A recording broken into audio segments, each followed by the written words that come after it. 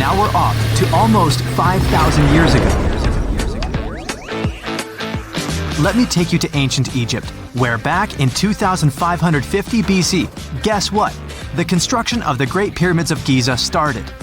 People learned to build cathedrals and skyscrapers, but it wasn't until recently that these massive buildings appeared. It's still a mystery to even modern scientists how these pyramids were built 5,000 years ago.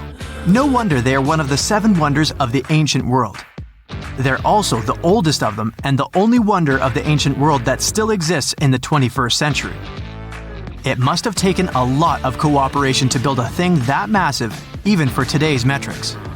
But the Giza pyramids weren't the first pyramids ever. The first one, called the Step Pyramid, was built around 80 years before the first pyramid of Giza in 2630 BC for King Djoser. It wasn't meant to be extraordinary, but ended up being quite impressive. It was a pyramid of 6 stepped layers of stone. It was 204 feet high, which is as tall as a 19-story building. And it was the tallest building that existed at that time. It wasn't just a pyramid though, it was surrounded by a whole complex of buildings, including even courtyards. In ancient Egypt, people believed in the afterlife, so everyone, especially kings, wanted to make sure they had everything they needed to get ready for it. Here's why the pyramid complex was perfectly supplied with a lot of objects people used every day. The complex included a pyramid and a kind of a palace. Those buildings had many things the king loved and might need one day, like furniture, food, and gold vessels. After Djoser, building pyramids became common practice, but many pyramids weren't finished. It would usually take about 20 years to build one, but many rulers reigned way less than that. Overall, there are more than 100 pyramids. The most famous pyramids are the Great Pyramids of Giza. The first one and the biggest one was built for Pharaoh Khufu, around 2550 BC. Initially, it was 481 feet tall, which is as tall as a 40-story building. The second pyramid was built for Khufu's son, Pharaoh Khafre, around 2520 BC. It's just a bit shorter, usually standing at 471 feet high, a 39-story building. This is the pyramid with the famous statue of the Sphinx. Sphinxes have a lion's body and a human head. They were built to guard important areas. This one has the head of Pharaoh Khafre and is guarding his pyramid, facing the sunrise. The Sphinx is most well known and is one of the world's biggest and oldest statues. Originally, it had red color and did have a nose. It's still possible to see the trace of red pigment by its ears. But no one knows exactly when the nose disappeared. For some time, the Sphinx was sort of hidden underground, being covered with sand up to its shoulders. Luckily, in the early 1800s, an adventurer with a team of 160 people dug it out. The third pyramid of Giza is the smallest one, being more than twice shorter. Originally, it was 218 feet high, about the height of a 20-story building. Built in 2490 BC, it was a pyramid for Khafre's son, Menkaure. The pyramids are designed to align with the points of the compass, and their sides symbolize the rays of the sun. But back at the time, there were no compasses. Ancient Egyptians figured out the directions themselves, and with amazing precision. To align the pyramids, they used 2 constellations. Originally, the pyramids were covered in smooth white limestone and had a gold-silver top to reflect the sun. Later, the white limestone was taken from the pyramids by other kings and used for other buildings. Scientists estimated that ancient Egyptians used about 2.3 million stone blocks to build the first pyramid. Each block weighed more than 1 ton. This is the weight of a rhino. Some blocks were even bigger, being almost as heavy as an elephant. 4.5 millennium ago, there was no modern equipment to help build it. There were no machines, no wheels, and even no steel. The only metal available to them was copper. Even today, scientists aren't sure how the Egyptians managed to build the pyramids. There are no records left that would shed light on it. Some even think that Egyptians wanted to keep it as their secret and didn't even record it on purpose. Many believe that poor people and foreigners built the pyramids, but it's not true. Actually, the builders were very skilled workers, and they were fed and paid well. The archaeologists claim that the builders lived in a nearby temporary city and were a highly organized community with a strong leader. Scientists say that around 20,000 people worked on each pyramid complex, and it took about 20 years to build each. It probably was a national project. The construction site was large in resources, and food and essentials were likely to be contributed from all parts of Egypt. Even with all that support, it remains unclear how people managed to cut, transport, and assemble those huge stones. One of the theories suggests the stones were most likely transported on boats down the Nile River. Then there was a harder part. They had to be moved to the construction site. For that, they probably used wooden sleds. It wasn't very hard to pull them because the sand mixed with the right amount of water was pretty slick. And 10 people could move a sled even with a rock weighing 1 ton pretty easily. Finally, one last problem. The stones had to be lifted and put into place. Archaeologists have discovered the remains of the ramps system that dates back to when the pyramids were built. Most likely, the Egyptians designed a unique system to move and pull huge stone blocks, but no one knows what it looked like exactly. The most common opinion is that there were several ramps around the pyramid to help move the blocks. The ramp was growing with the pyramid getting higher. They suppose people were walking up the stairs, pulling the stone on the wooden sled up in the middle on the sandy ramp. But this is just one of the options. Others say that the ramps were going around the pyramid. Some say the ramps were inside the pyramid. But we'll never know for sure, and it'll forever remain a mystery, just like the ancient Egyptians wanted. Surprisingly, there's not much inside the pyramids. Most of it is just solid stone with very little open space. But let's take a quick look inside the biggest of the pyramids of Giza.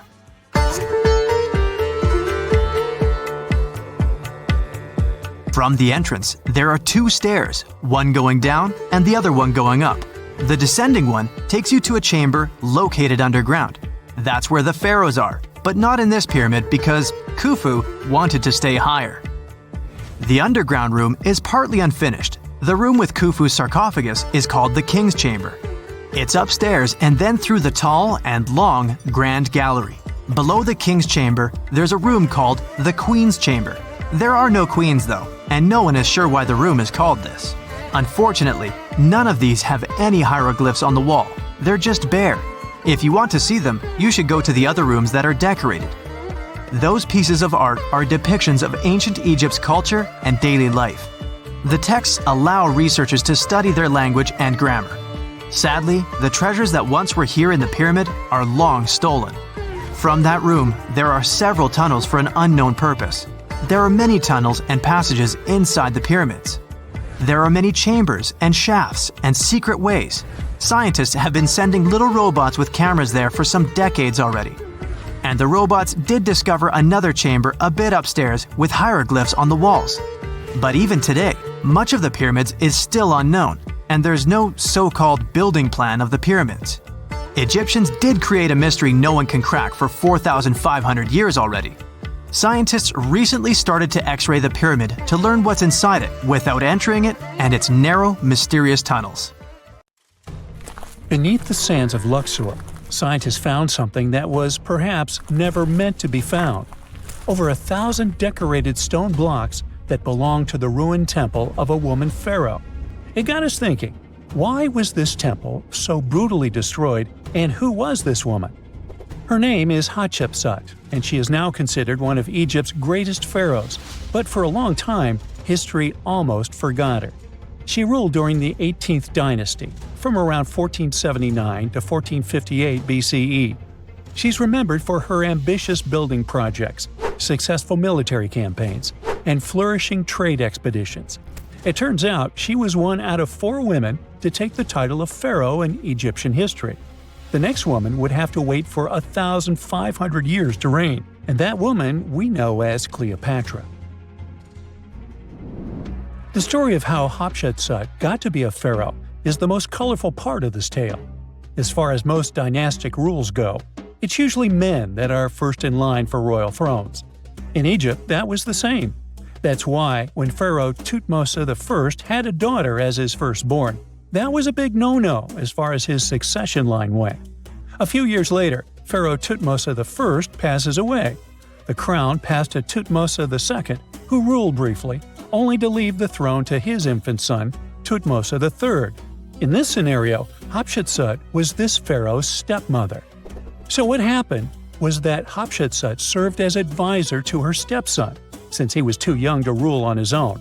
But after 7 years, she made an unprecedented move. She decided to seize power and declared herself Pharaoh of Egypt. Now, this was not a simple power grab. Hatshepsut understood that if she wanted to rule, she had to present herself as a legitimate king. In a bold move, she adopted the full royal regalia, including the false beard traditionally worn by male pharaohs. She was often depicted in statues and hieroglyphs as a man, wearing the pharaoh's kilt and headdress. But this wasn't about disguising herself. Experts believe she never tried to hide her identity. Inscriptions on her statues often included feminine titles, like Daughter of Re, or grammatical structures that combined male and female terms, such as His Majesty herself. This showed that while she adopted traditional symbols of kings, she still acknowledged her true gender. But she needed to go even further. To legitimize her rule, she crafted an elaborate origin story. She claimed that the deity Amun himself had visited her mother in the form of her father, Thutmose I, and that she was his divine daughter. Now, this was no small claim, since pharaohs were seen as deities on earth. By aligning herself with Amun, she strengthened her right to the throne. In temple carvings, she depicted this divine birth with Amun, presenting her as his rightful heir. These narratives weren't just mythology, they were tools, ensuring her position remained unchallenged. Hatshepsut also took a new name, Ma'at-Kari, which translates roughly to "Truth is the soul of the sun god." The word Ma'at was central to Egyptian beliefs. It represented order, justice, and divine balance. Pharaohs were expected to uphold Ma'at to ensure Egypt's stability. By calling herself Ma'at-Kari, Hatshepsut was likely reinforcing that she was a legitimate and rightful ruler. Her reign was truly great. She led Egypt into an era of peace and prosperity, launching massive building projects and restoring temples across the kingdom. Her most famous achievement was the construction of her temple at Deir el-Bahari, a pretty impressive architectural masterpiece carved into the cliffs of Luxor. Hatshepsut initiated one of the most ambitious construction projects in ancient Egyptian history, commissioning monuments, temples, and obelisks to immortalize her reign. It's argued that she continued with the construction of the Avenue of the Sphinxes, a grand road lined with statues leading to the Karnak Temple. For many, her shining architectural achievement was the towering obelisk she had carved from single pieces of granite. One of these, weighing over 320 tons, still stands today. Now, beyond building, she expanded Egypt's influence through trade. She sent an expedition to the mysterious land of Punt, believed to be modern-day Somalia or Eritrea, bringing back riches like gold, ivory, and exotic animals. Her fleet of ships sailing the Red Sea marked the first recorded trade mission of its kind, establishing economic ties that would benefit Egypt for generations. Yet, for all of her success, something strange happened after Hatshepsut passed away. Her successor, aka her stepson Thutmose III, who had been overshadowed by her rule, took a drastic step. He ordered her name to be erased from history. Her statues were defaced, her inscriptions chiseled away, and her achievements credited to other rulers. It was as if she had never existed. Some believe Thutmose III wanted to reclaim his rightful place as pharaoh, while others suggest that later rulers, uncomfortable with the idea of a female pharaoh, sought to restore traditional male dominance. The story gets even more tragic.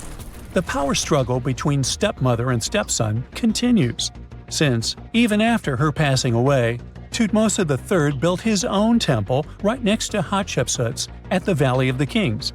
But he built his temple with one deliberate modification. His monument was built 11 feet higher than hers. Mind you that this was no accident, it was a symbolic statement. He wanted to overshadow her legacy. But history had other plans. Hatshepsut's legacy started to be rediscovered in the 19th century, and it was only through careful archaeological investigation that her reign was properly recognized. Today, Hatshepsut is remembered as one of Egypt's greatest pharaohs. Her reign, once erased, has been reconstructed through constant archaeological discoveries, proving that her power and influence could not be so easily forgotten. Her resting place had been hidden in plain sight, her body removed from its original chamber in an effort to erase her from history. This final piece of evidence cemented her legacy, proving that even attempts to erase a pharaoh could not really do it. Hatshepsut's grand temple, Gezer was a stunning architectural feat, designed to immortalize her reign and solidify her divine connection to Amun. But after her death, her successor, Thutmose III, launched that calculated effort to erase her legacy, and parts of her temple were dismantled. Historians still debate why. Was it a dynastic power move, an attempt to restore traditional male rule, or a bid to strengthen Thutmose III's claim to the throne? Maybe he was just a jerk. Whatever the reason, the destruction wasn't immediate. It happened decades after her death, suggesting it might not have been a personal revenge, but a broader political strategy. Yet, despite these efforts, her temple endures, and so does her story, a defiant echo of Egypt's first great female pharaoh.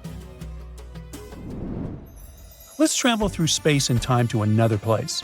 Dashur, Egypt, is known to be home to several resting places of people from ancient Egypt. In the year 2017, scientists uncovered a long-lost pyramid. They quickly called the Ministry of Tourism and Antiquities because they suspected it was going to be a big deal.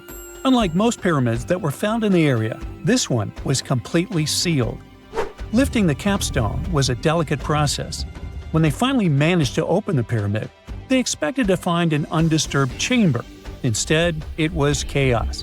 The place had been looted, and the personal items of the person that had passed away were scattered all over. But in the middle of the wreckage, they found a chest. Using the latest scanning technology, they managed to read the damaged hieroglyphs on its surface. What they found was unbelievable. The name inscribed there was as clear as day: Princess Hatshepsut. Ooh. The discovery made in 2017 also opened up a lot of questions. After further analysis, scientists discovered the remains belonged to another Hatshepsut. It belonged to a princess that lived during Egypt's 13th dynasty. The fact that her resting place had been looted before it was sealed made scientists wonder, were these ancient people trying to hide something about this public figure? And why is there almost no record about her in ancient Egyptian history? Ooh, stay tuned. No man shall ever find my tomb. That's what, according to rumors, Cleopatra once said. Rumor has it really wasn't about the gender. She wanted no living soul to disturb her, and I think she meant that no human would ever discover the location of her grave. But, surprisingly, it was indeed a woman who was closer than anyone before to finally discovering the Queen's resting place. Meet Kathleen Martinez Berry, a criminal lawyer turned archaeologist. She got so intrigued with Cleopatra's story that she packed her bags and went to Egypt with no official support and even no permission from the authorities. All she had was pure determination to find the Queen's tomb. Now, you could say Kathleen had always been ahead of the game. She skipped grades in school, mastered piano, chess, swimming, and martial arts, and grew up listening to top intellectuals debating in her home. And she even got her law degree at just 19, and archaeology was her side passion. She had never actually been to Egypt, never dug up a single artifact. But her fascination with Cleopatra went all the way back to an argument with her father in 1990. That day, she walked into his library looking for a copy of Antony and Cleopatra by Shakespeare. Her dad, Fausto Martinez, a professor and legal expert, casually called Cleopatra a seductress. Kathleen wasn't having it. She fired back, arguing that history had been totally unfair to Cleopatra. The Romans, she said, wanted to destroy her reputation, and for centuries, people had just believed their version of the story. The debate went on for hours, and in the end, her father admitted maybe he had judged Cleopatra too harshly. That conversation changed everything for Kathleen. From that day on, she read every ancient text she could find, especially Plutarch's account of Cleopatra and Mark Antony. The more she learned, the more convinced she became that Cleopatra wasn't just some queen who fell for the wrong guy. She was a genius, playing a dangerous political game to keep Egypt independent. And the more she read, the more she started thinking, what if everyone had been looking for Cleopatra's tomb in the wrong place? That thought stuck with her. When she was caring for her second child, she earned a master's in archaeology. Multitasking. That reignited an obsession that would take over her life, uncovering the truth about Cleopatra. Even though most experts believe that Cleopatra's tomb, along with the final resting place of 13 other Ptolemaic rulers, lies somewhere beneath modern-day Alexandria, Dr. Martinez has a different idea. She believes Cleopatra was buried at Taposiris Magna, an ancient temple dedicated to Osiris, the Egyptian deity of the afterlife. But she still needed an ancient foundation plate. These plates, about the size of a smartphone, were placed beneath important temple structures and often contained inscriptions explaining when and why the temple was built. If she could find a plate that confirmed the temple was dedicated to Isis, Cleopatra's patron deity, she'd have solid proof that this was the right place to look. Nothing could deter Martinez. She excavated the entire temple site, digging deeper than anyone before her. Her team found coins with Cleopatra's name and face stamped on them.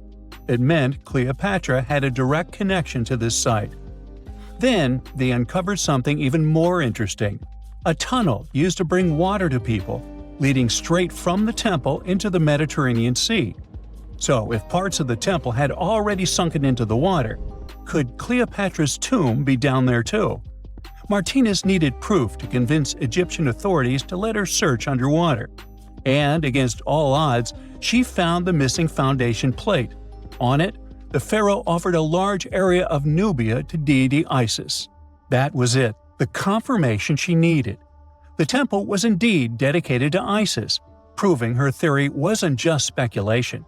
If one temple was on land, Martinez suspected the second temple, possibly Cleopatra's tomb, had collapsed into the sea.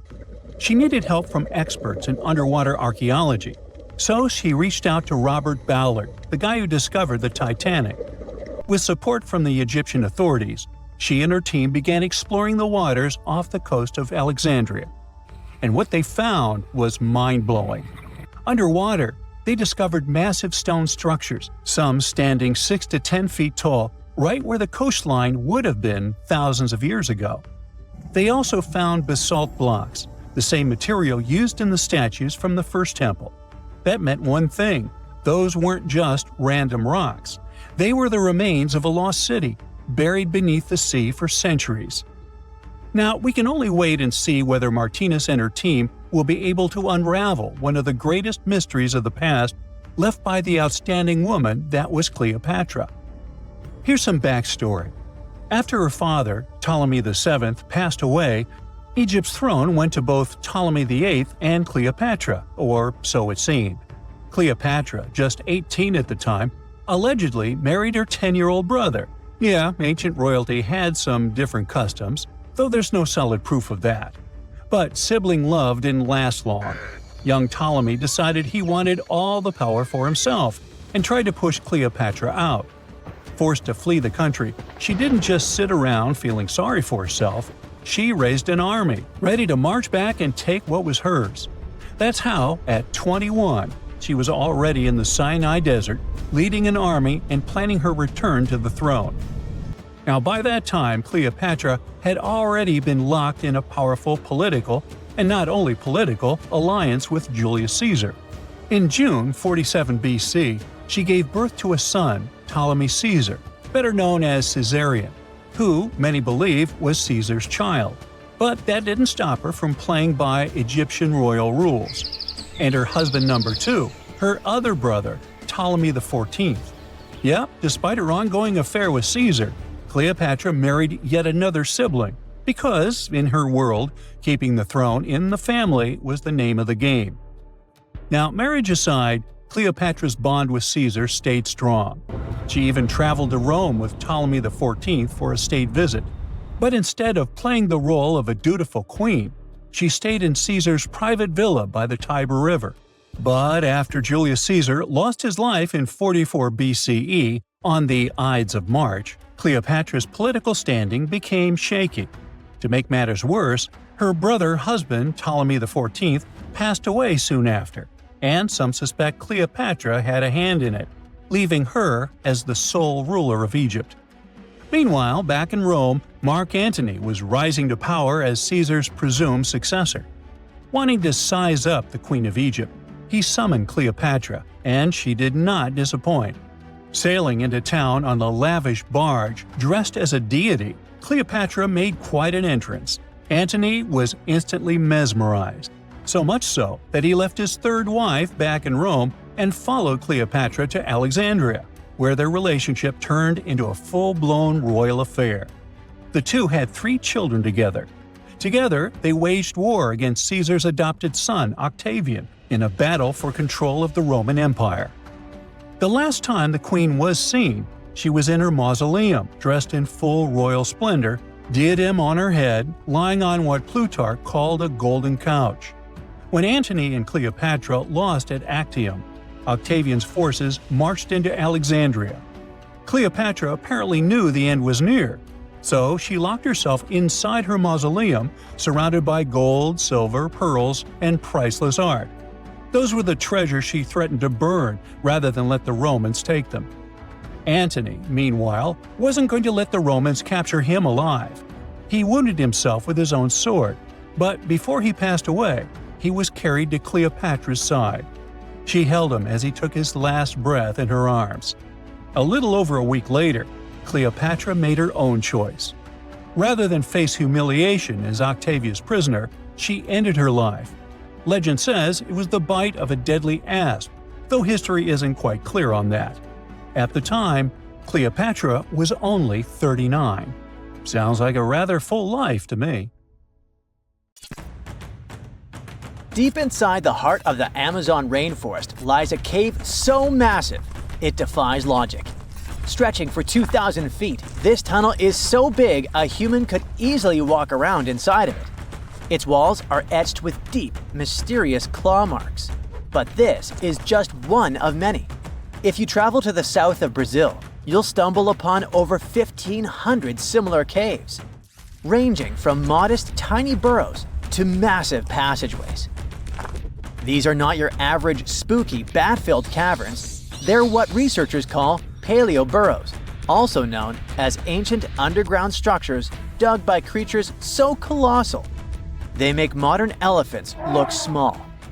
Whatever creature dug those tunnels displaced 800 elephants worth of dirt. I know, it still looks like a normal cave, but experts noticed this one was special because the walls were too neat and rounded, and the floor was too smooth. Besides, no water or erosion leaves such signs of serious digging power. These Brazilian caves are the largest geological records of animal activity on the planet.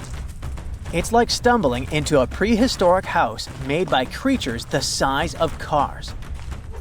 To unlock this mystery, researchers analyzed the scratch marks on the walls and realized they had probably been made by giant ground sloths, a species called valgipes, which could weigh nearly 9,000 pounds and eat your average annual menu in about 3 days.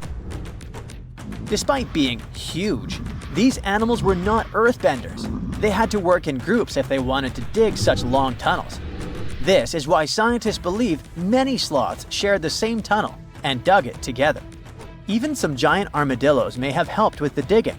After all, they were ridiculously skilled excavators and lived there too. Okay, but why would a giant sloth or armadillo need a 2,000-foot-long underground lair? Great question. And the truth is, scientists aren't totally sure. It doesn't make sense for them to dig tunnels this massive just to escape predators, especially since the tunnels were big enough for a saber-toothed tiger to crawl in, for example. So, unless they installed prehistoric security systems, this theory has holes. Haha, pun intended. The best bet is probably climate. Back then, everything was drier and colder, and some species of giant sloths were living their best lives back when Earth was transitioning between cold and warmer periods.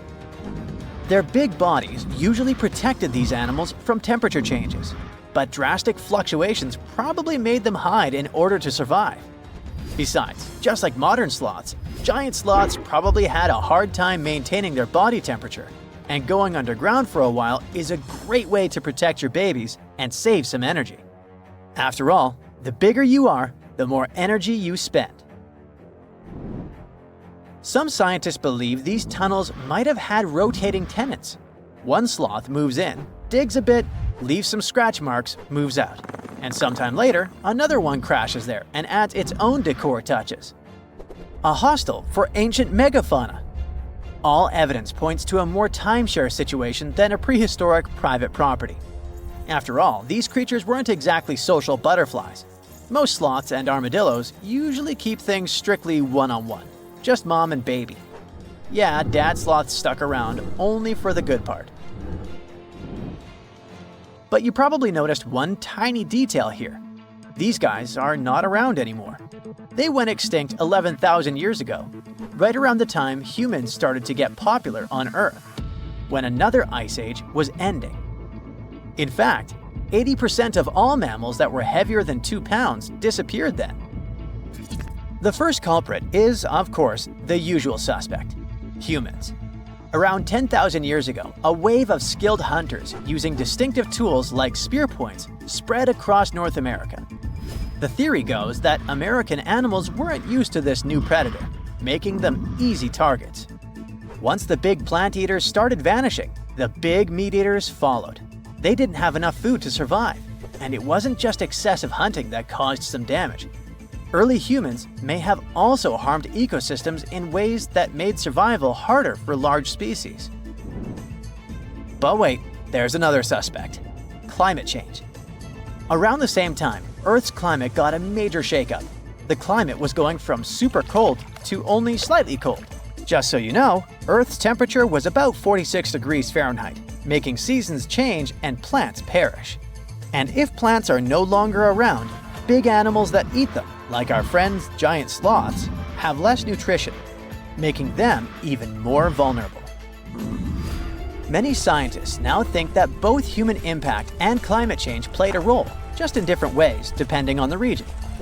In some places, humans may have tipped the balance. In others, nature itself did the job. Either way, it was a perfect storm that ended the age of giants.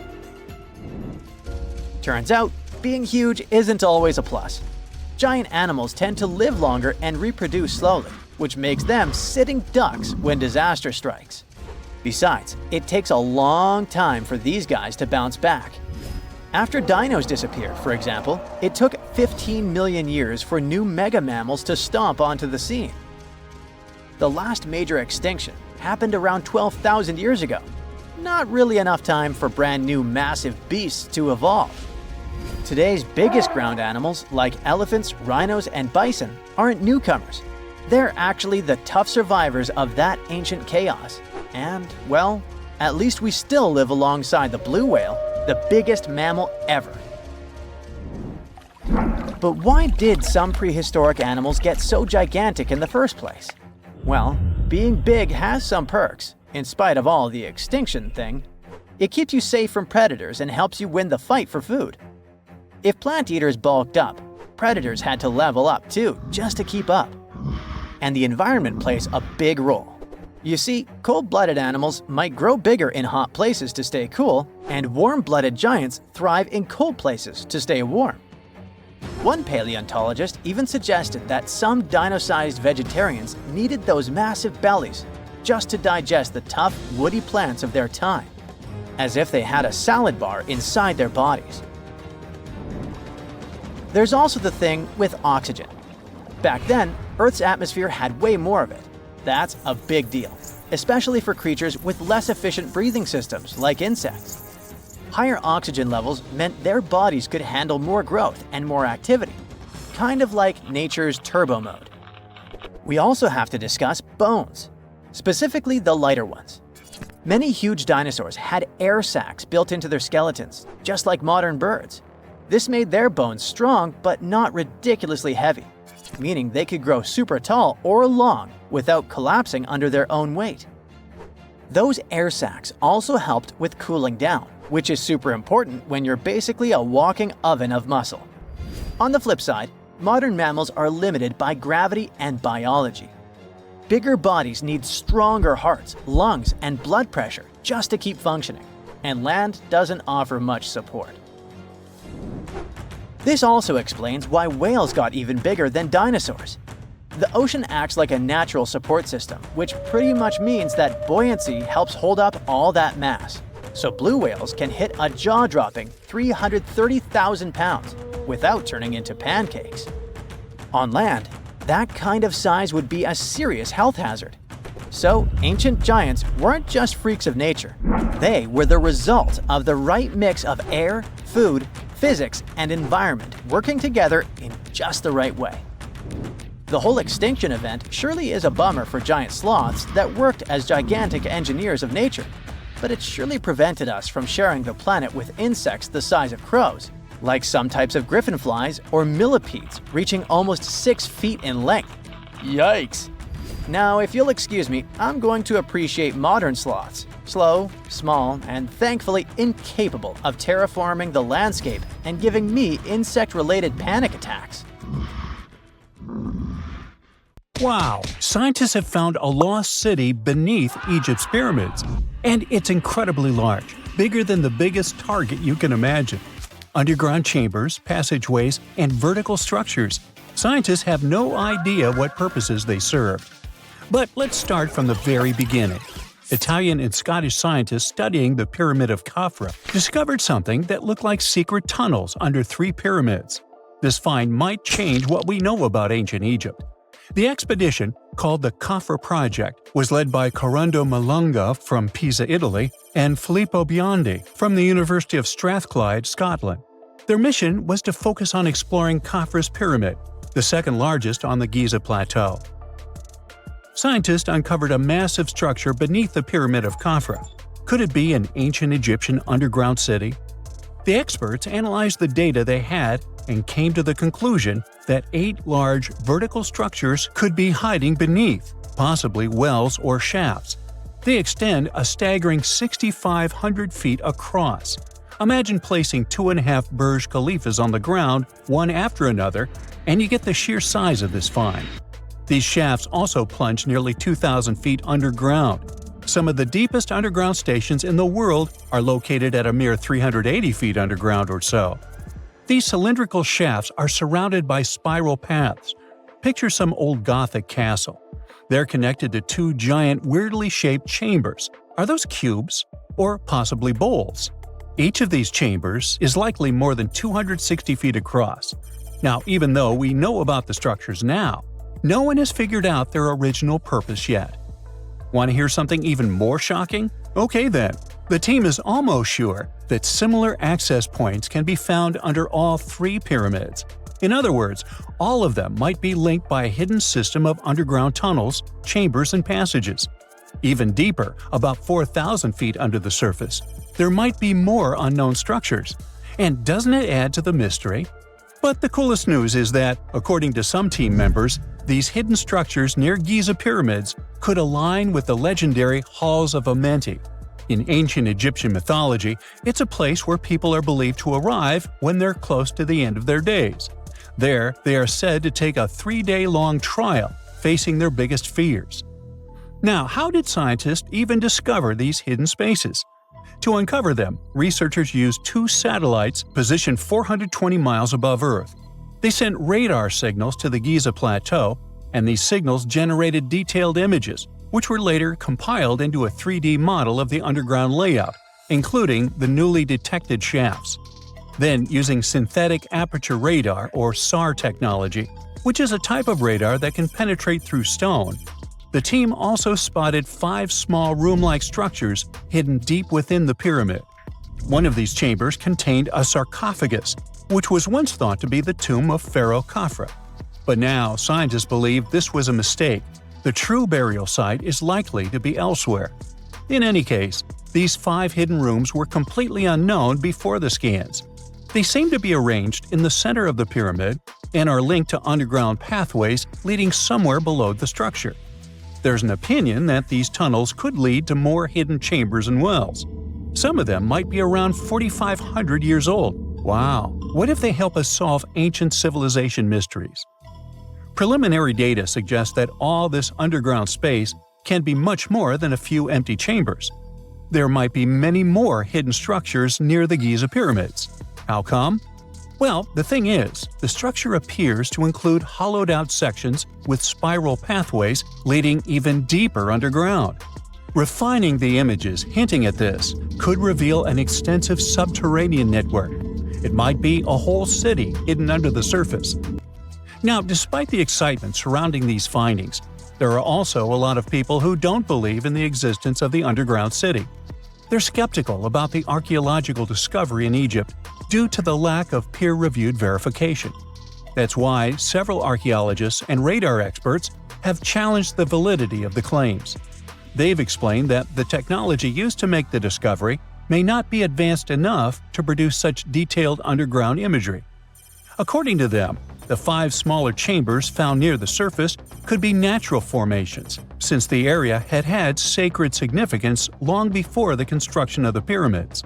Some experts have even dismissed the use of radar methods in this context altogether. They call these methods scientifically unproven and question their accuracy.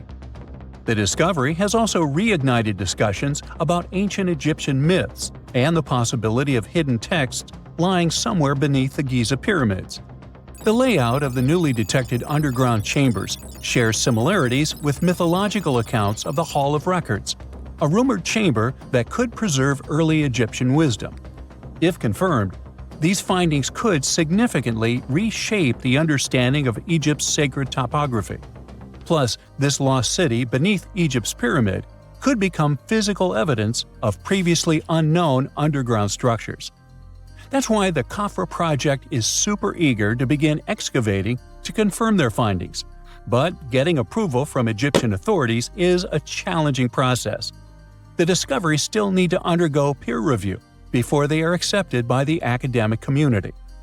By the way, this recent archaeological discovery in Egypt comes on the heels of another discovery involving a weird structure beneath the Royal Giza Cemetery, which researchers believe is unnatural in origin. Archaeologists use remote sensing techniques and uncovered a mysterious L-shaped structure underground in the Western Cemetery of Giza. This area is known to house burials of royal family members and high-ranking officials. Many of the tombs in the cemetery have above-ground mastabas, rectangular stone or mud brick structures with flat roofs. But there is an area in the center of the cemetery where there are no above-ground structures. To investigate this unexplored region, the team used electrical resistive tomography and ground-penetrating radar. ERT works by sending electrical currents into the ground and measuring the resistance to detect remains. As for GPR, it sends radar into the ground and maps the structures based on the radar's return. The team found an anomaly about 6.5 feet beneath the surface. It appeared to be an L-shaped structure measuring at least 33 feet in length. The readings suggested that the structure had been backfilled with sand after its construction. This made the team hypothesize that it could be a mix of sand and gravel, or possibly an air void. This anomaly was classified as a highly resistive structure, which meant it didn't occur naturally. Motoyuki Sato, the study's lead author and professor at Tohoku University in Japan, claims that the structure is not a natural formation due to its sharp shape. Another weird thing about ancient Egyptian pyramids is that historians have long believed that they were built primarily for royals and high-status individuals who had the wealth and power to create such massive structures. However, new research from the archaeological site of Tombos in modern-day Sudan challenges this assumption. The thing is, Tombos' pyramid may have served as burial sites for low-status workers as well as elites. The hard-working members of ancient communities may have found their last resting place in some of the most visible monuments, including the pyramids. Located along the Nile River in the ancient region of Nubia, Tombos became part of Egypt after its conquest of the area around 1400 BCE. That's when Egypt established the site to strengthen its colonial control. Workers at Tombos built pyramids, but those were much more modest than the famous pyramids of Giza. The research team reanalyzed 110 human skeletons from Tombos, originally studied in 2012. In particular, they examined the entheses, the areas where tendons and ligaments attach to bones. Such an analysis can give us insights into the amount of physical labor a person performed. When someone does hard labor, their bones often develop distinct crests and ridges at these attachment points due to the stress on the tendons and ligaments. And while some skeletons showed little change in their entheses, suggesting they belonged to individuals from the upper classes, others showed more serious changes. It means they belong to lower-class workers. This finding can totally challenge our earlier understanding of pyramid burials, especially the idea that only elites were buried in the pyramids, because the pyramids themselves were designed for the elite. This recent research may prove that lower-class workers may have found their final resting place in these monumental structures too. Now, this bad boy was the size of a husky and could maybe pass for one, except it didn't have any fur and was a top predator with extra-long, blade-like canine teeth. Ooh, charming. Meet the earliest known saber-toothed animal to have ever lived. It roamed the Earth well before the dinosaurs. Scientists made the description of this creature based on its fossils found on the Spanish island of Majorca in the Mediterranean Sea. About 200 million years ago, none of us were around then, the very first true mammals appeared, and they lived right alongside the dinosaurs. But if we trace the family tree of mammals even further back, we'll find an ancient group called Theropsids. They didn't look like mammals we have today, but they had some key features that would eventually help define mammals. For example, Theropsids had special openings on the sides of their skulls for jaw muscles, and parts of their jaw bones would later evolve into the tiny middle ear bones that all mammals, including you, have today. So, the new discovery is what might be the oldest known Theropsid fossil. The fossil, which doesn't have an official species name yet, belongs to a group called Gorgonopsians.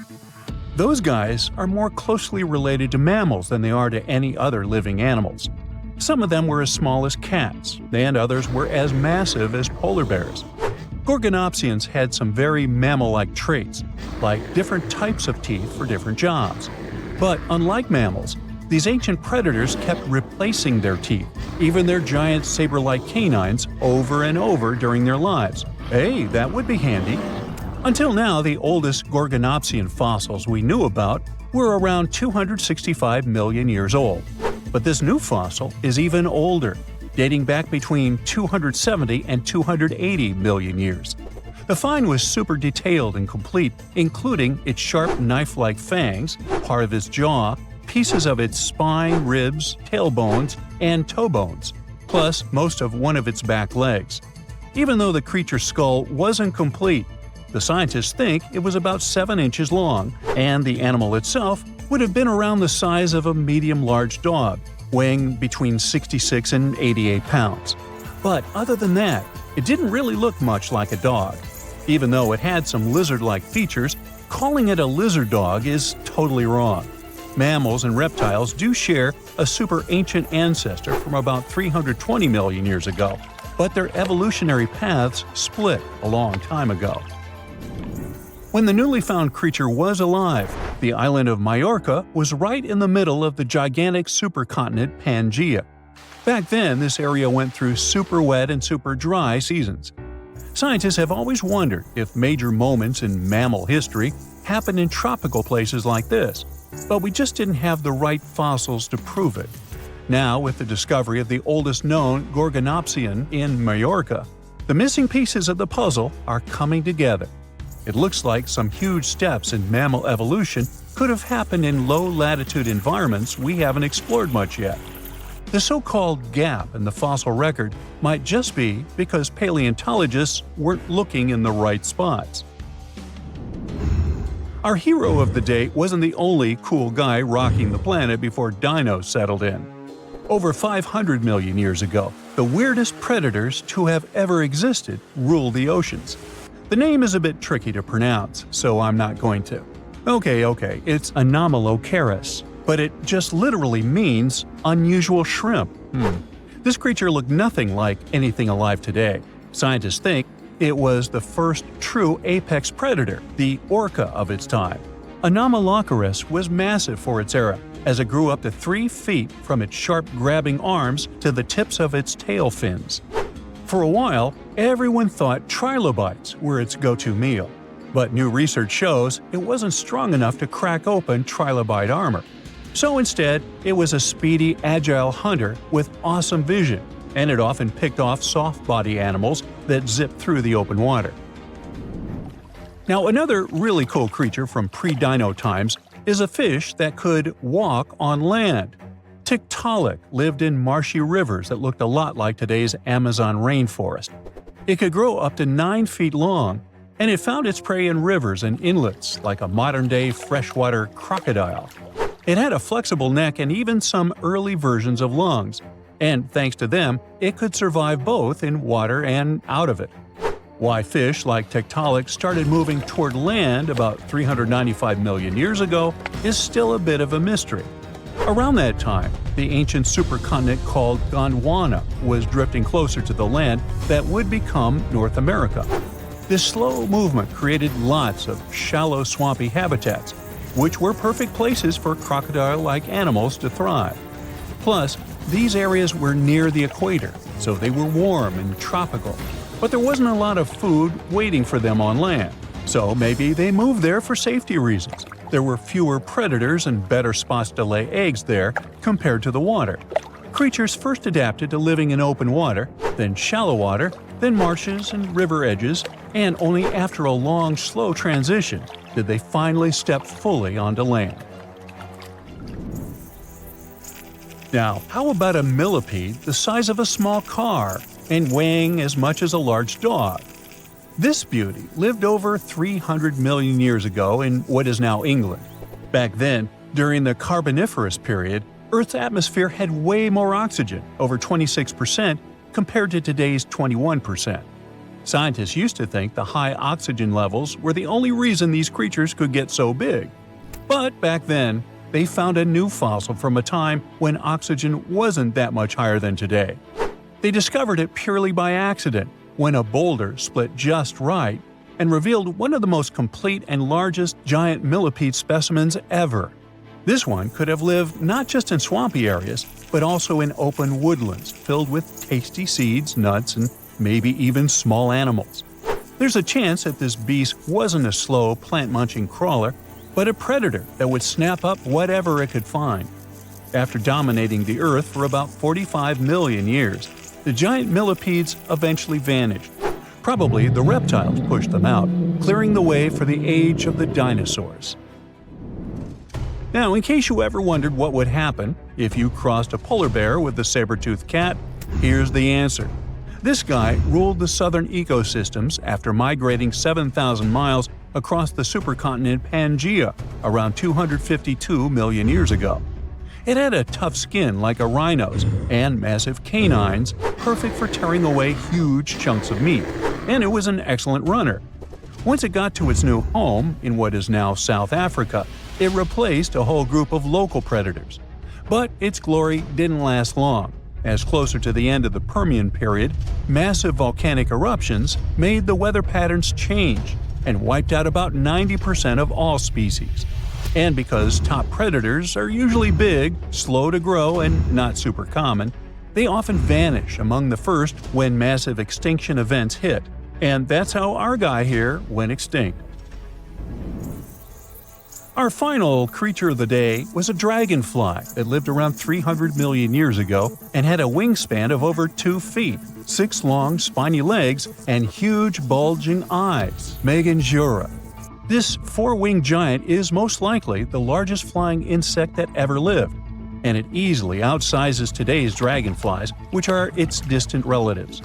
Like modern dragonflies, Meganjura like to hang out in open areas near ponds and slow-moving streams. But unlike today's dragonflies, it wasn't just catching tiny bugs. This guy was likely the top predator in these open spaces. It used the spines on its legs like a flying trap to snatch prey out of the air, including other flying insects, small amphibians, and even lizard-like creatures. Scientists found the first fossils of Meganjura in 1880 in the coal-rich rocks in France. The fossils were incredibly well preserved and showed off the detailed vein patterns in their wings. Scientists think Meganjura grew so huge because it didn't have much competition from vertebrates. And the air back then, during the Carboniferous period, had a lot more oxygen than it does today. You're probably familiar with the saying, X marks the spot. It comes from pirate lore and adventure stories often linked with treasure maps. They may be out of fashion these days, but that doesn't stop countless antiquity hunters from searching through hills and fields daily. One such enthusiast didn't have a map with a giant X on it, but when his metal detector beeped on a sunny day in April 2025, he uncovered one of the largest buried coin hoards ever recorded. So, what kind of treasure are we talking about here, and what makes it so unique? The discovery was made by Romanian hobbyist Marius Mangia, who says he just wanted an excuse to get some exercise and fresh air. During one of those walks with his metal detector in a location 30 miles southwest of Bucharest, the device picked up a signal. As he began to dig, he found a handful of silver coins just beneath the surface. Though oxidized, they seemed remarkably well preserved. Oxidation happens when metal reacts with air or moisture over time, causing it to change color, darken, or develop a crusty surface. Just like a sliced apple darkens when exposed to air if left out too long. The pile of coins grew quickly. Soon, it was obvious they were all packed into a ceramic jar.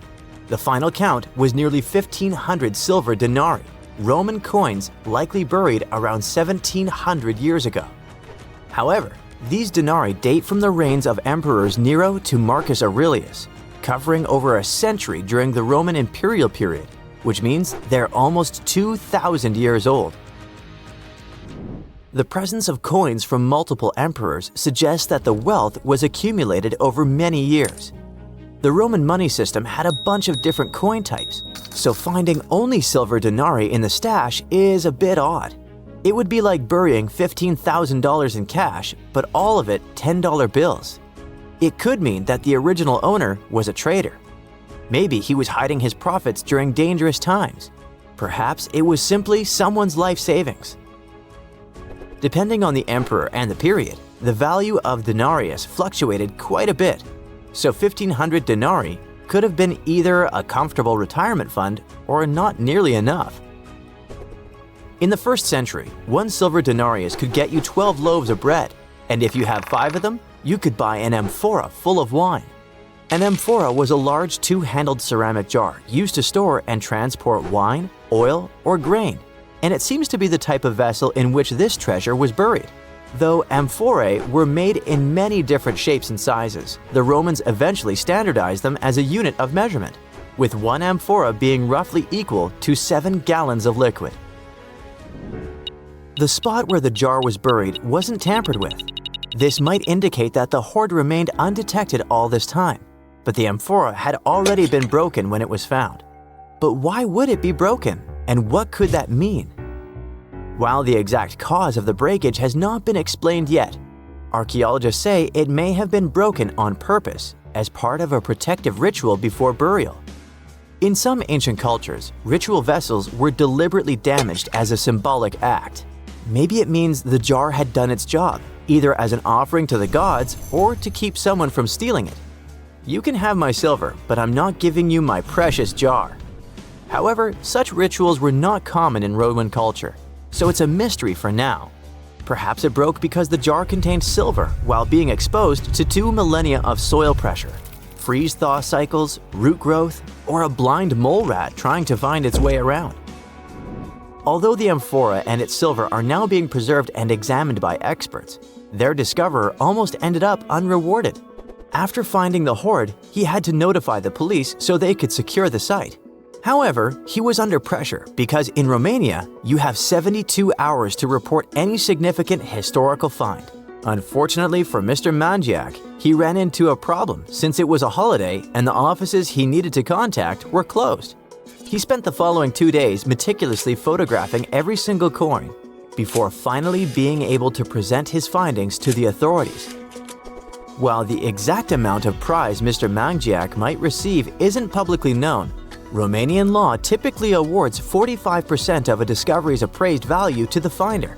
Not a bad outcome for what started as a casual walk with a metal detector. Meanwhile, the site itself had been declared an archaeological zone, and any future digging will be done under expert supervision, which means that this story might have a follow-up one day. But for now, let's focus on what makes metal detectors beep and see if there are more hidden troves to be found around the world. Today, most hobby-grade detectors rely on something called VLF technology, where VLF stands for very low frequency. When you sweep the detector over the ground, its coil sends out an invisible magnetic field. If something metallic is within that field, for example a nail, a discarded wedding ring, or ancient Roman silver, it bounces back a signal. The device picks that up and beeps to let you know something's there. The stronger the signal, the closer or bigger the object probably is. Basically, it's using electromagnetic induction to make buried metal respond, like calling into a cave and listening for the echo coming back at you. Fun fact, bats use a similar principle to detect what's in their environment, but with sound. It's called echolocation. If you yell in a cave and disturb a bat, it might send out high-pitched clicks that bounce off objects and return as echoes, helping them pinpoint everything around them. Doesn't matter if it's a tiny insect or a pesky human in complete darkness. Metal detectors use magnetic waves. Bats use squeaks and echoes. Now, if all this got you curious about grabbing a detector yourself, what are some major locations to consider? Mr. Mangiak simply went for a walk, but for many, it's a rewarding hobby that helps history and also pays off well. And not just in Romania, but all over the world. In the UK, regions like Norfolk, Suffolk, and Lincolnshire have become hotspots where enthusiasts regularly uncover Roman coins, Viking relics, and medieval artifacts. During the Iron Age, burying valuables was a common practice. Some researchers think it was done as a way of storing valuables. Others think it was part of a ritual. But either way, many of those hoards could still be there. France also has plenty of stuff hidden beneath the ground, including ancient Roman and Gallic treasures.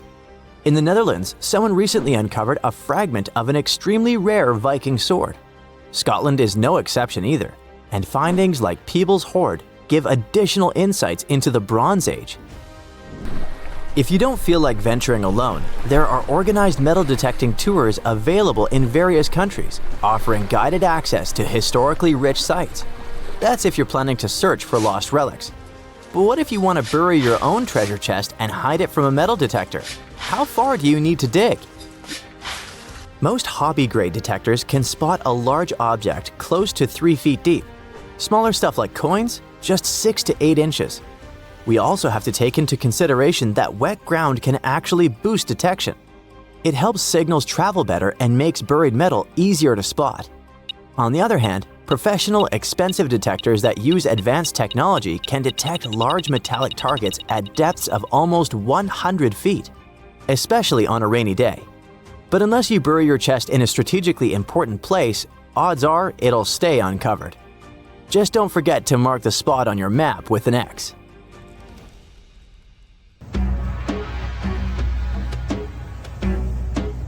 This is not a dune set. This is a very real desert in Niger. Jado was probably built by the nomadic Sao people and is filled with ksars, which are fortified houses made of salt and clay, with giant walls and secret passages. Located deep in the desert, it was once a vital stop for trans-Saharan caravans, but is now a hotspot for smugglers and bandits. The site has been off-limits since 2002 due to its dangers. The origin of the ksars remain a mystery.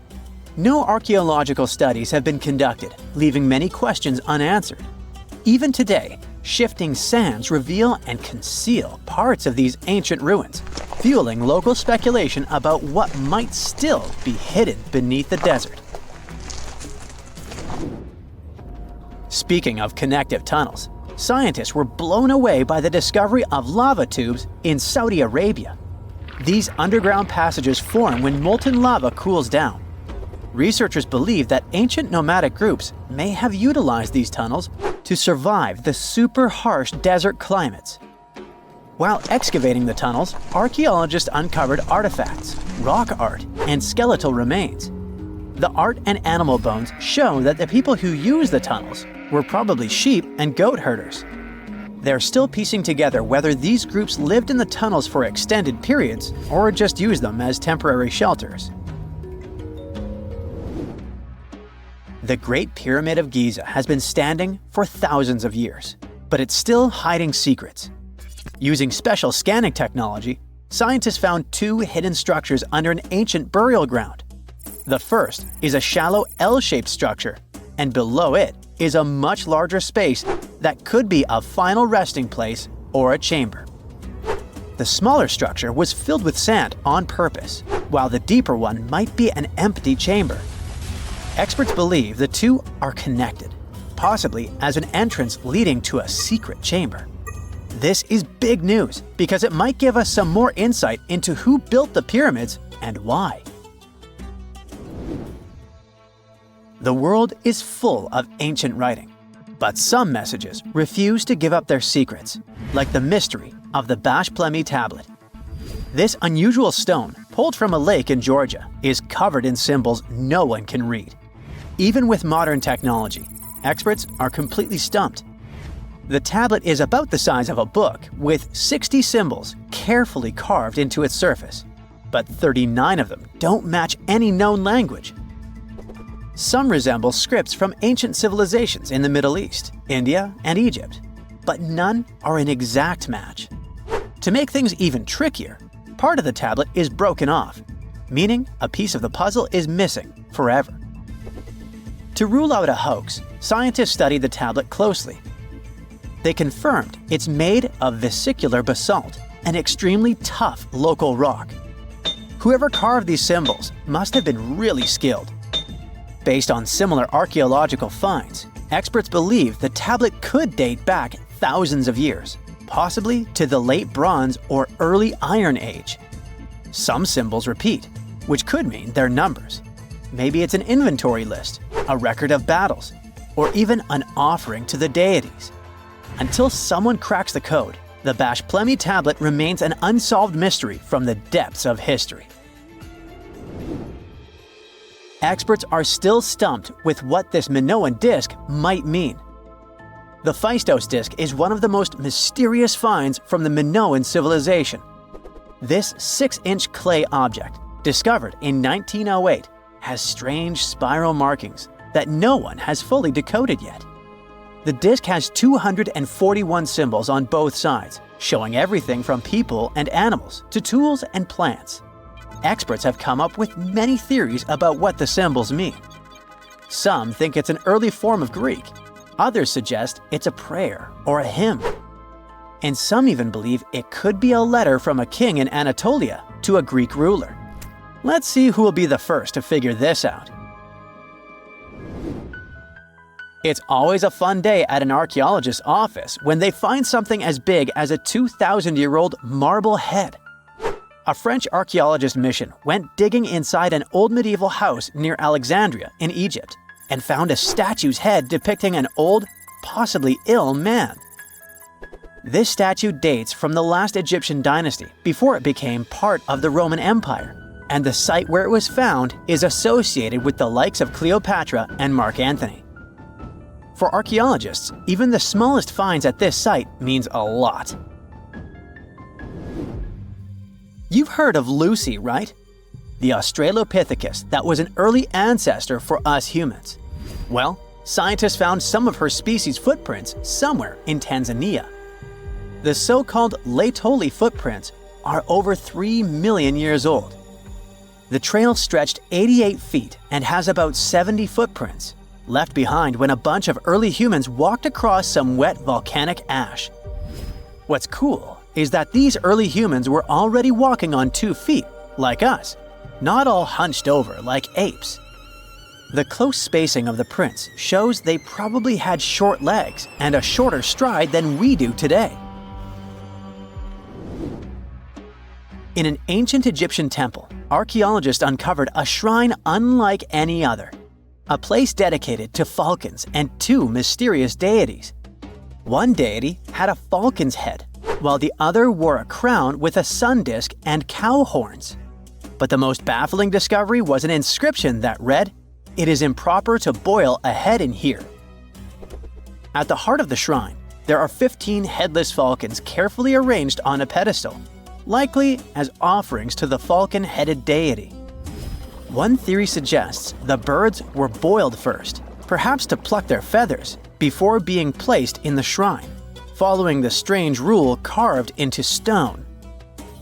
Archaeologists also found a 13-inch iron harpoon nearby.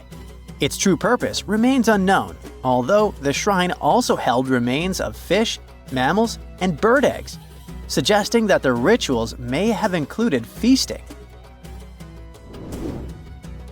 And speaking of ancient Egypt, meet Hathor. Scientists named her after the ancient Egyptian deity of motherhood, music, and singing. This wooden statue, housed at the Metropolitan Museum of Art, was thought to be just a beautiful artifact, until a surprising secret was uncovered. Using an X-ray machine, experts found a mechanical operating system inside it, with pulleys and axles connecting her shoulder to her left leg. When activated, the system made her hand raise and lower, an engineering marvel from over 3,000 years ago.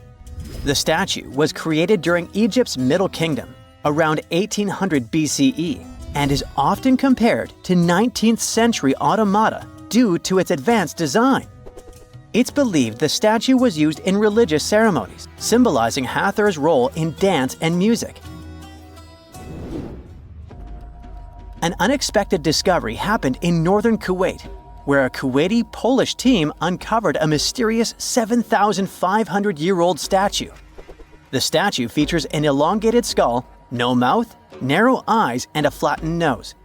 This feature is thought to be an Ophidian figurine, named after the Greek word for snake, and it was likely made by the Ubaid culture, a civilization known for their pottery skills. While no one knows exactly what role this weird statue played, it might have been linked to rituals or symbolic practices.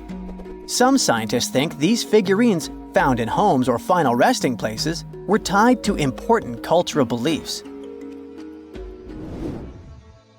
We couldn't mention unresolved mysteries of this world without speaking about these elongated skulls. In the deserts of Peru, researchers uncovered 5 ancient skeletons, 2 with unnaturally elongated skulls. While head shaping was common in many cultures, these skulls defy explanation. Local legends tell tales of the so-called gentiles, a mysterious race banished underground by the powerful deities. Some say this is what the skulls represent. Others think this is some type of genetic anomaly, which was confirmed after finding an infant skull, too large to be artificially shaped. Before we get into the reason why and how there are pyramids all around the world, let's talk about some of the examples. I'll start with the Pyramid of the Sun in Mexico. These folks really knew how to build a city. Their well-planned urban center spanned over 7 square miles and boasted several pyramids. But the Pyramid of the Sun is the most impressive. This giant pyramid was built way back in 100 CE and is one of the biggest structures of its kind in the whole Western Hemisphere. It's so big that it's 216 feet high above the ground. If you ever find yourself in this ancient city, you won't be able to miss the Pyramid of the Sun. It's right there on the east side of the Avenue of the Dead, the city's main north-south street. To build this incredible pyramid, around 1 million cubic yards of material were used, including a special kind of red volcanic rock called hued tizontle. Impressive, huh? We don't know too much about the people who built the Pyramid of the Sun or its purpose. But archaeologists believe there was once a temple on top of it. When explorers went below the pyramid in the 1970s, they found a bunch of cool tunnels and chambers. In 2011, they even found a secret stash of clay pots, obsidian pieces, animal bones, human figurines, and a mask. Who knows what other secrets the pyramid is hiding? If you decide to see this one, you must climb the pyramid using the 248 uneven steps on the west side. Watch your step. Sudan got some pyramids too. Nubian pyramids aren't as big as the ones in Egypt, but they still got around 200 of them. These ancient pyramids have been home to the tombs of the pharaohs of the Meroitic kingdom for almost 1,000 years, who ruled Egypt from Nubia to the Mediterranean Sea. The pyramids at Meroe were constructed using granite and reddish sandstone. Oh, and did you know that Sudan has more ancient pyramids than Egypt? The Kushite pyramids depict the indigenous architecture and burial traditions of Nubia's Napata and Meroe kingdoms, which ancient Egypt influenced. Meroe, the burial site of over 40 queens and kings, is the most extensive Nubian pyramid site. The tomb walls depict mummified royals bedecked in jewelry, their wooden caskets containing bows, quivers of arrows, and other artifacts pointing to the Meroitic relationship and trade with Egyptian and Greek civilizations. So if you're looking for some ancient tombs to explore, you may consider skipping the crowds in Egypt and heading on down to Sudan. Let's fly to Iraq to see some more pyramids. Ziggurats have fancy receding layers and tiered temples. Instead of a smooth exterior, it has tiers like a cake. Perfect for all the important work and rituals that went on inside. You can find these towering structures scattered throughout Iraq and Iran, and they're a real testament to the power and skills of the people who built them. One of the biggest and most impressive ziggurats is the ziggurat at Ur. It's basically a giant rectangular pyramid that stands a whopping 70 to 100 feet tall, with 3 levels of terraces and a temple on top. Can you imagine how many baked bricks it took to build that thing? Try 720,000 for just the lower portion. This particular ziggurat was built for Sumerian king Ur-Nammu. Similar to other ones, this pyramid has been around for thousands of years, so it got a little rough around the edges. Thankfully, the Babylonian king Nebuchadnezzar II and some archaeologists came to the rescue in the 6th and 20th centuries respectively. And now, you can find this near Talil Air Base.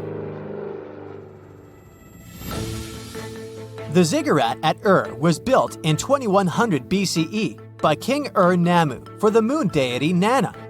It was the tallest building in the city, and you could see it from miles around. It was like the medieval cathedral spire of its day.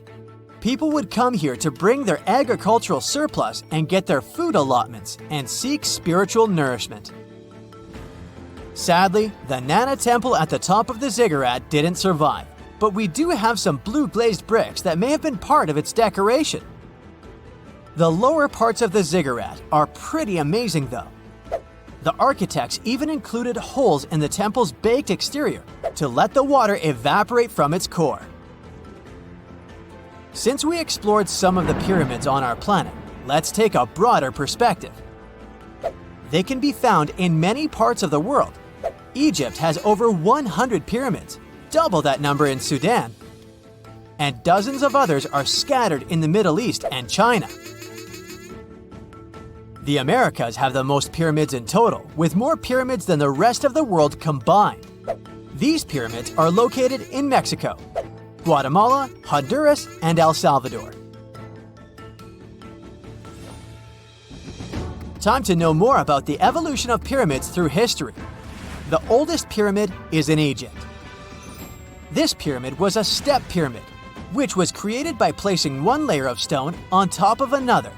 The pharaoh Sneferu is credited with creating the pyramid shape we recognize today. During his 45-year reign, he built 3 pyramids.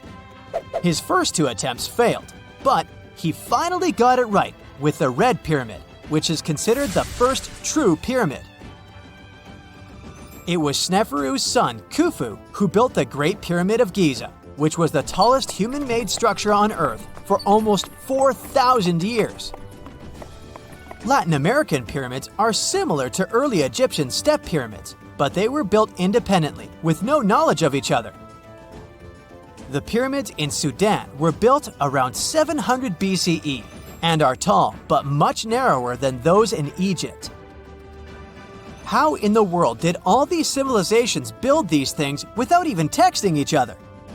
After all, the Aztecs, Mayans, and ancient Egyptians were about as different as possible. But despite their cultural differences, they all seem to agree on one thing.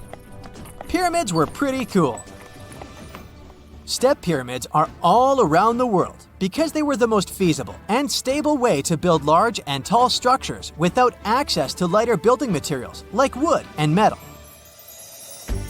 The triangular form with a square base is the best way to build a sturdy structure, and having a cube structure would require more material for less height. Now, when it comes to pyramid design, the Egyptian pyramids were like giant triangles with a square base, smooth sides, and a pointy top. On the other hand, the Aztecs and Mayans went for a tiered cake look, with steps leading up to a flat platform on top. So, while all these pyramids share the same basic shape, they have their own unique flair. Each group built its pyramids using different materials, techniques, and slope angles. So while they may have been inspired by each other's work occasionally, they were just doing their own thing. Egyptian pyramids had smooth, angled sides that were designed to help the pharaoh's soul ascend to heaven. The Pyramid of the Sun was built over a series of caves that served as a passageway for the deities. The Maya built the temple of Kukulkan in Chichen Itza to honor the deity Kukulkan, usually represented by a serpent. Nicknamed El Castillo, it has 91 steps on each side, plus a platform. That's 365 steps, one for each day of the Mayan calendar. Tell me, Brightsiders, how were pyramids built? To begin with, humans made them, not a foreign race from space that landed on Earth. You see, one thing that all pyramids have in common is that they were built without advanced tools or even the wheel. It took a lot of people to build them, including skilled laborers and architects. For example, it's estimated that 20,000 people built the Great Pyramid of Giza, and it's believed that most of them were skilled laborers. Building pyramids was a massive undertaking that required years of planning and effort. The Great Pyramid at Cholula, Mexico, took 600 years to complete. Secant, cosine, tangent, sine, 3.14159. Yeah, that was the cheer we heard coming from the trigonometry club back in the day. For the rest of us in math class, terms such as sine, tangent, and pi were just bewildering. Who invented these and why? Was their only purpose to make it harder for students? Well, not quite. Trigonometry was invented by the ancient Egyptians. They needed this knowledge to construct pyramids, and they did a pretty good job too. The Great Pyramid in Giza still stands today, some 4,500 years after it was built. No recalls either. So let's get out of that classroom and on a journey through time to reveal the secrets behind the ancient Egyptians' precision. Here you are, standing on the Great Pyramid's construction site, some 9 miles from Cairo. Well, the city still isn't there, as you're surrounded only by the desert and teams of construction workers. They're transporting large stone blocks weighing 2.5 tons each. They're inside a wooden sled that sits on large rollers. A crew of 8 men rolls these blocks along the ground. You immediately think of the rollers on a supermarket cash register. The principle is exactly the same, but the scale is greater, much greater. Scientists estimate that the Egyptians used 2.3 million such blocks in the Great Pyramid alone. And the block in front of you is one of the lighter ones. The heaviest of them weighed up to 15 tons.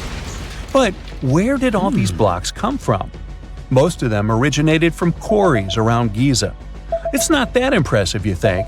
But wait until you hear how ancient engineers transported the granite used in construction over 500 miles to the pyramid. There were no railways or highways back then, but the mighty Nile was always there. Researchers even believe that the Egyptians dug a canal to connect the Nile directly to the pyramid's construction site. All they had to do then was to wait for the flood season to begin, and voila! The rising water levels floated the heavy stone blocks for them. But how did they lift the enormous stones on dry land to stack them up to the top? Did they use oversized cranes? Well, ancient Egyptians worked around this problem, literally speaking. One of the workers is now pointing to the giant ramp going around the pyramid they're building. This is how a mountain road zigzags its way to the top. If the ramp went directly to the top of the pyramid, then workers couldn't pull the stone blocks along it. It would be too steep. Scientists have calculated that 8% could be the maximum incline. So ancient Egyptians just extended the ramp around the pyramid. Again, these are all theories, as the ramp could have been inside the pyramid, as some researchers suggest. The exact building method is still a mystery, guarded by the Sphinx. That's its real name, right? Wrong.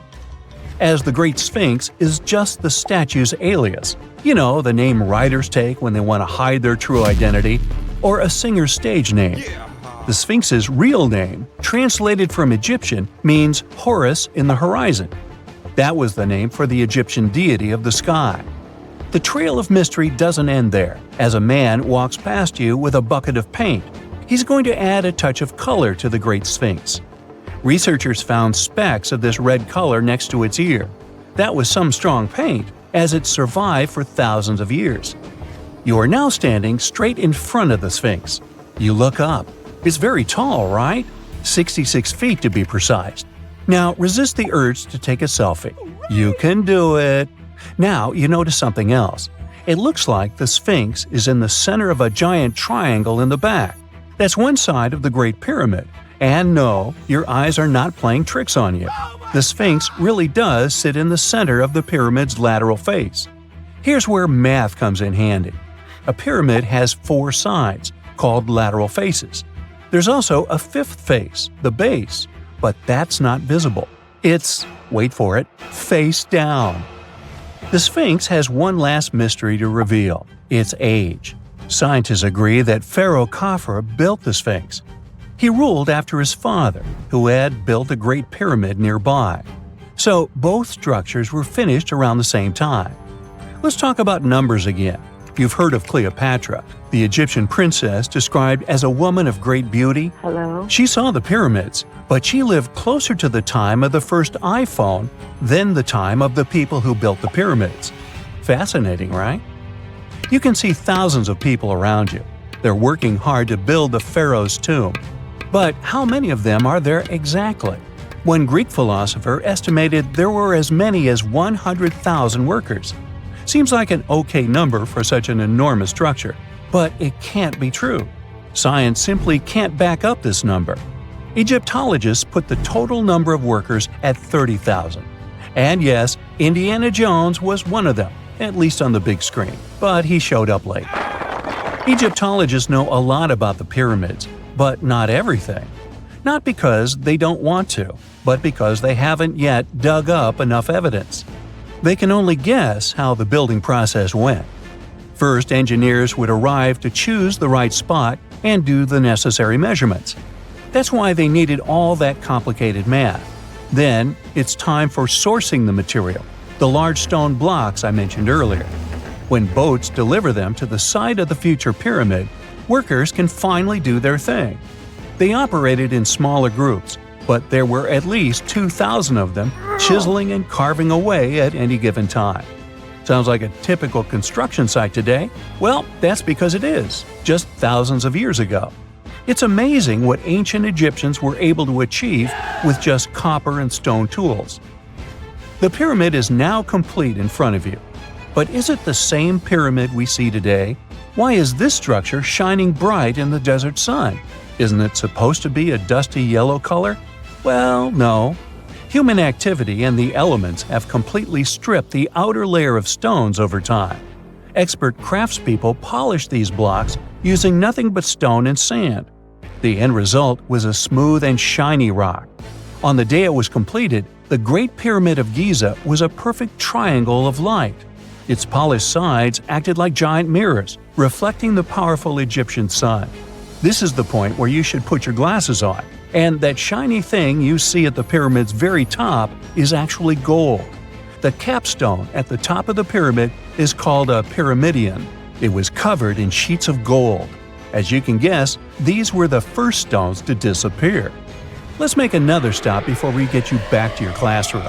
We travel to the British Isles, and no, Stonehenge isn't our destination. It is Newgrange in County Meath. Scientists estimate that the ancient peoples of Ireland built this stone monument around the year 3200 BCE. This makes it older than both Stonehenge and the Great Pyramid in Giza. The function of the circular mound in Newgrange is the same as the one of the Great Pyramid and equally mysterious. The estimated amount of loose stone present in the valley is over 220,000 tons. And it's not just randomly thrown on a pile. The order in which the stones are set makes the structure water-resistant. That would explain how Newgrange had survived for so long.